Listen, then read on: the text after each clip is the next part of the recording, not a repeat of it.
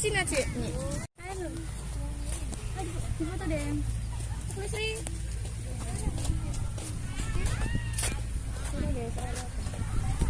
Saya kan gini kok marahin rambut kebak. Saya mau tahu sih loh.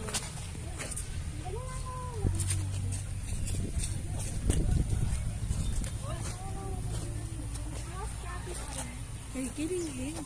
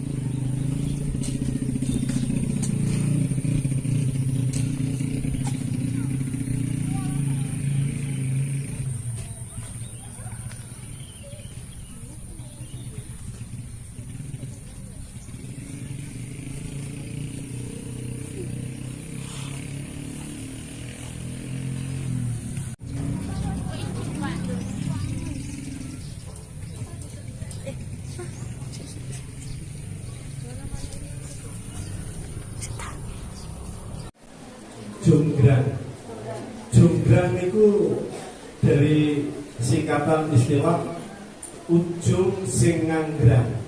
Ujung itu letak posisi di ujung desa. Ujung desa paling barat. Ini dulunya begini. Sebelum ada pemekaran wilayah, pemekaran desa ke arah Bongkol. Ini dulu sebelah baratnya Bongkol. Bongkol ini adalah paling ujung, dan Bongkol itu masuk wilayah Angin-Angin. Ini peta wilayahnya Bongkol itu peta wilayahnya Angin-Angin. Dan ini untuk pemukiman adalah yang paling barat. Jadi disebut ujung sing nganggrang. Nah, kalimat ujung itu paling ujung, nganggrang itu tempatnya paling tinggi. Jadi dulu di pemakaman ini tidak pernah kesentuh banjir sama sekali karena tempatnya yang tinggi, maka disebut dengan jonggrang, ujung yang nganggrang. Nganggrang itu tempatnya tinggi. Kalau di sebelah baratnya lagi ada desa Mandung. Ini konteksnya sejarah kami sampaikan. Nek bah-bah di Pulau Biyen niku oleh ngarani Mandung niki. Nuwun sewu apabila ada siswa atau siswi Mandung, kami mohon maaf.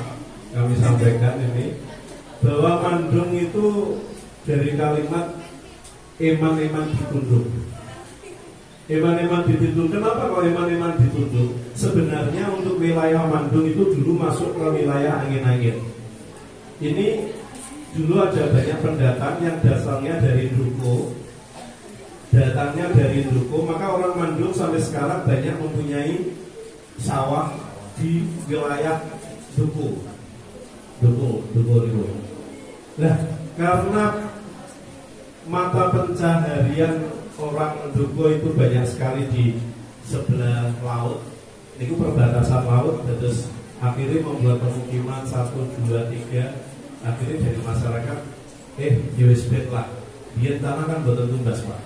Nah yang ini saat kapling kan pun lumayan, itu kan 70 juta.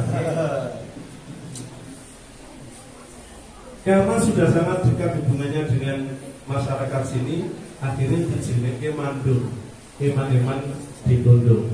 Nah, dari orang Mandung sendiri akhir-akhir ini banyak sekali orang bener punya Mandung kok eman-eman ditunduk. Mandung ini pantasnya imane Landung, jadi ini ngotot. Hari ini kontroversial sejarah ngotot ini. Satu, karena makamnya ini di wilayah Jonggrang, ujung yang nganggrang, maka Mbah Hendrokusumo ini banyak sekali di masyarakat itu disebut Mbah Jonggrang. Jadi menyebut nama, tapi tidak namanya asli, tapi tempat yang ditempati. Sing tinggi Makbaro. Akhirnya orang Jawa itu kalau menyebut nama kadang merasa tidak etis. Kalau orang yang sangat dituakan, orang yang sangat disibukkan, sebut nama banyak sekali yang tidak etis, maka disebut Mbah Jonggrang. Karena beliau sesepuh yang paling dituakan, yang dimakamkan di Jonggrang. Akhirnya disebut dengan nama Mbah Jonggrang. Yang kedua, sebenarnya kapan nama Mbah Hendro Kusumo itu tahun babatnya? Tahun babatnya itu tahun berapa? Secara biyen itu sejarah resminya Mbah Bani kula biyen niku ngendikan jane wonten catatan sejarah tertulis. Tapi karena adanya perang dunia kedua, agresi militer kedua, akhirnya catatan itu terbakar. Maka yang tersisa adalah sebuah nama. Nah, Hendro Kusumo iki wau Pak Guru ngendikaken kok iso dijinike angin-angin iki piye jajane. Beliau asmo samaran itu Hendro Kusumo. Hendro Kusumo itu kalau diartikan Hendro itu angin, Kusumo itu kembang. Hendro itu mempunyai arti angin, Kusumo itu kembang. Kalau diartikan secara mudahnya, kembang yang baunya harum yang dibawa oleh angin. Dari kembang yang baunya harum yang dibawa oleh angin. Terus akhirnya dijengike bing angin-angin. Itu sejarah dari Hendro Kusumo. Hanya disebut angin-angin, bukan disebut Sumilir Pak, karena Sumilir sudah dipakai oleh tempat wisata. Pernah beliau? Sumilir. Untuk nama lengkap adalah Cokro Koronoto Hendro Kusumo. Ini alamat nama lengkap ibu. Cokro Koronoto Hendro Kusumo. Cokro Koronoto Hendro Kusumo. Ini sebenarnya juga bukan nama asli, karena apa? Bahwa Cokro Koronoto itu sebenarnya kalau noto, betul noto gitu. Yeah. Kalau diartikan secara harfiah, cokro itu alat perang. Niki cokro. Nah, koro itu utusan. Noto niki ratu atau raja. Nah, disinyalir beliau itu adalah seorang utusan raja yang dikirim ke daerah sini sebagai alat perang. Babat alas awal itu biasanya pun untuk pemekaran wilayah, pemekaran kerajaan itu ada kalanya satu dengan cara penaklukan daerah-daerah sekitar, ada kalanya dengan cara babat alas, membuat pemukiman baru.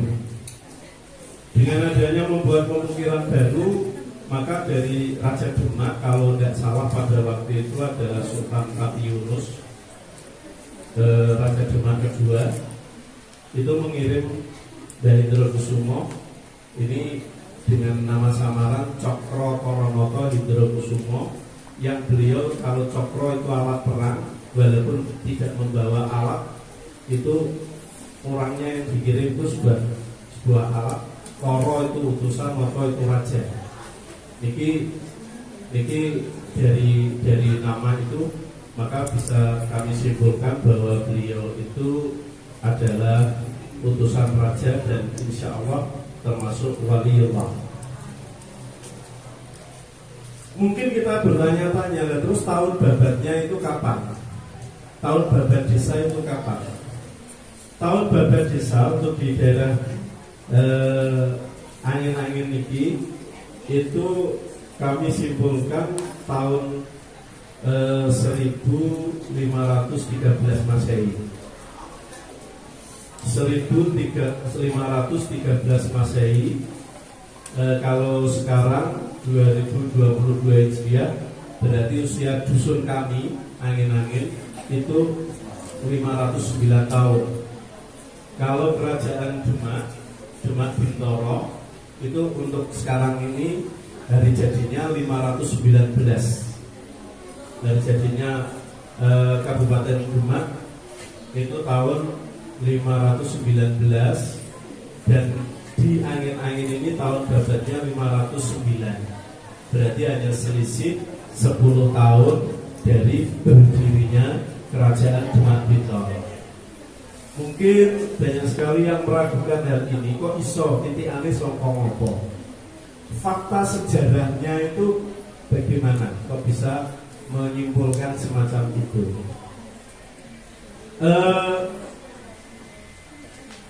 Dari kalimat yang saya sampaikan tadi, dari nama Cokro Koronoto Hendrokusumo, itu juga kalau dari bahasa Sanskerta itu bisa mengartikan bahwa Cokro itu mempunyai arti 35.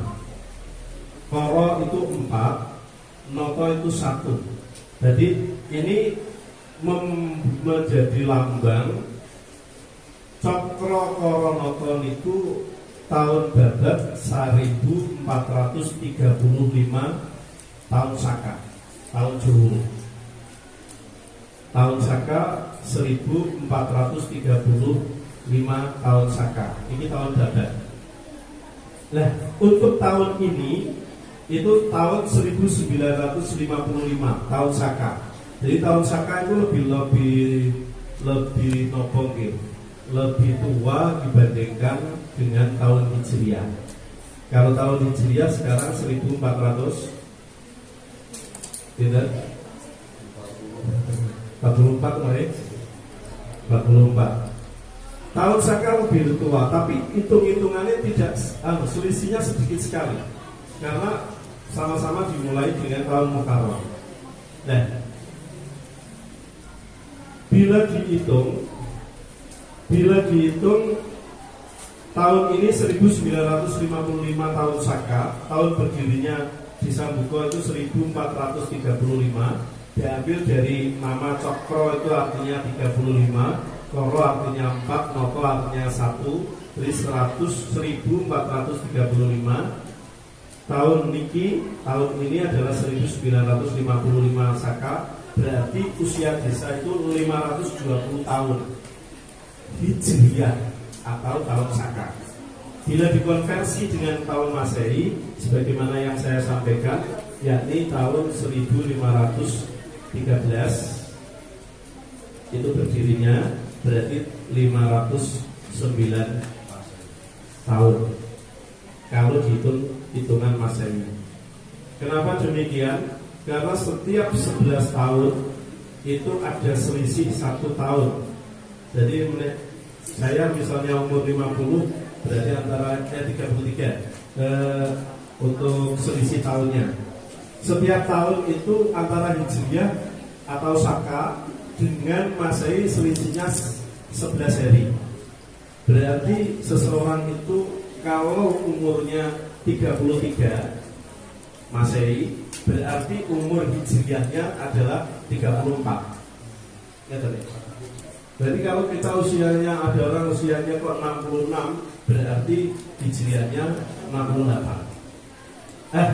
Ini dari keterangan secara turun-temurun dari Bapak, dari Simba, bahwa usia biasa tidak selisih lama dengan dengan berdirinya Kerajaan Demak Bintoro, hanya selisih 10 tahun saja, dengan peninggalan berupa satu wilayah teritorial yang ada di angin-angin. Sehingga tadi saya sampaikan bahwa di utara, di sebelah barat angin-angin ada Desa Mandung yang sejarahnya adalah Eman-Eman Ditundung. Kalau di sebelah utaranya niku perbatasan dengan Brahan, itu ceritanya ada sawah namanya sawah Perbutan. Sawah Perbutan itu karena apa? Royokan antara angin-angin dengan Brahan, sehingga disebut dengan Perbutan. karena rebutan wilayah. Ceritanya ngotot ngomong ngotot niku. Kalau perbatasan dengan Duren, saya dulu di sebelah bawahnya Sunggen paling wetan itu kan Sunggen terus Duren yang dekat dengan Gapuro masuk Duren. Itu sebelah utaranya ada sawah yang namanya Godok. Godok niku lek cara Jawa niku odok-odokan namanya. Antara Duren dengan angin-angin, maka dinamai itu masuk wilayah angin-angin, dinamai sawah Godok. Demikian sejarah secara ringkas tentang Mbah Hendro Kusumo, dan kami meyakini dengan adanya petilasan yang ada, dengan adanya beliau selalu dikhauli setiap tahun, kami hakul yakin bahwa beliau adalah min jumlati auliyaillah, sebagian dari walinya Allah yang diterapkan atau ditempatkan di wilayah kami. Kewajiban kami adalah nguri-nguri ngopeni atas keberadaan makom Simbah Hendro Kusumo. Dan saya yakin bahwa setiap desa itu pasti ada wali-walinya Allah yang ditempatkan di situ. Baik itu yang gagah, yang membuka pertama kali desa itu, atau pendatang baru. Dan alhamdulillah sebuah kebahagiaan yang luar biasa untuk daerah kami ini diberikan Simbah Hendro Kusumo sebagai cikal bakal. Kami menyebut cikal di tempatnya. Ayo, kemudian untuk bisa dikembalikan pada tempatnya. Tadi yang ngambil kursi itu, anak laki-laki yang ngambil kursi, tolong bisa dikembalikan lagi. Bukti usaha yang masih berada di depan. Mas, kalau mas ini mas. Tahu